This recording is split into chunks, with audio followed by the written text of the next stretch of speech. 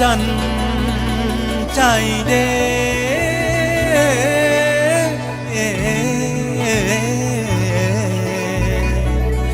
มนุษย์เฮาพังแพ้แต่พระเจ้ายังหักกัน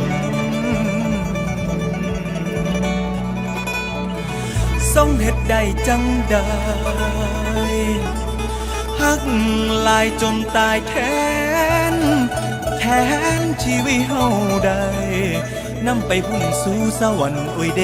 น้อพากลับดาวบ้านแผนการให้ไม่กางเห็นได้หมดกรรมหมดเวรบนกางแขนซอยเฮาได้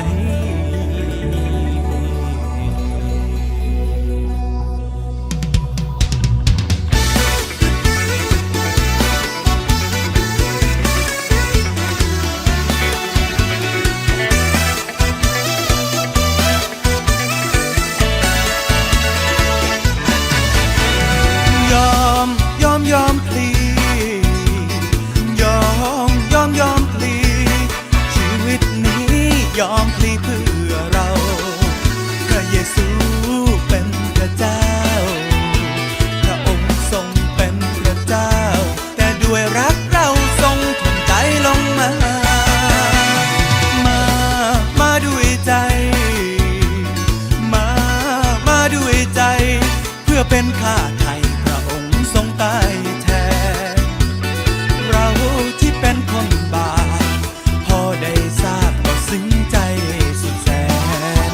ความรักอัศจรรย์มันแก่นสวรรค์ดินแดนนั้นพระองค์เป็นทางดินแดนสวรรค์พระเยซูเป็นทางคงมีบางผู้ที่เคยยอมตายเพื่อคนดีคือว่าแต่คนบาปสัวซาจังเฮานี่ใครสิยอมพระเยซูเด้อคนเอ่ยผู้ฟังเอ่ยเพิ่นฮักเปิดเผยให้เห็นพร้อมถึงไม่กางเขนหลังโลหิตยกความผิดบาปเป็นนรกทนสวรรค์ถึงขอให้เฮาคำนึงถึงฮักบ่หมายวางใจวางใจเราจึงได้วางใจในพระองค์ทรงมีรักที่มั่นคงทรงเป็นรักอันมั่นคงสำแดงทรงตรงผ่านมาที่กางเขนบาปเวร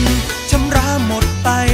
เมื่อเรากลับใจก็ได้ชีวิตนิรันดร์รักขององค์พระคริสต์รักอัศจรรย์ยกโทษบาปสารพัน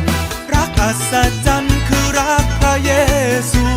รักอัศจรรย์คือรักพระเยซูให้โลกรู้ถึงความยิ่งใหญ่ให้โลกรู้ถึงความยิ่งใหญ่ความฮักใดบ่เท่าฮักพระเจ้าอุ้ยแน่จริงผู้ฟังเอ่ยฮักใดอาจสิ้นโดยพ่อบอนทางตานแต่ฮักพระเจ้านิรันดร์อัศจรรย์แท้เด้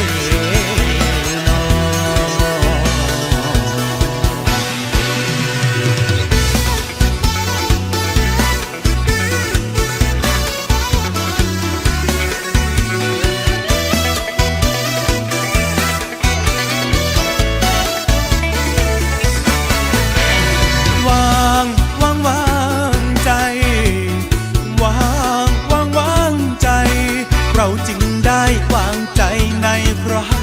องค์ทรงมีรักที่มั่นคงทรงเป็นรักอันมั่นคงสำแดงทรงตรงผ่านมาที่กางเขนบาปเวรชำระหมดไปเมื่อเรากลับใจก็ได้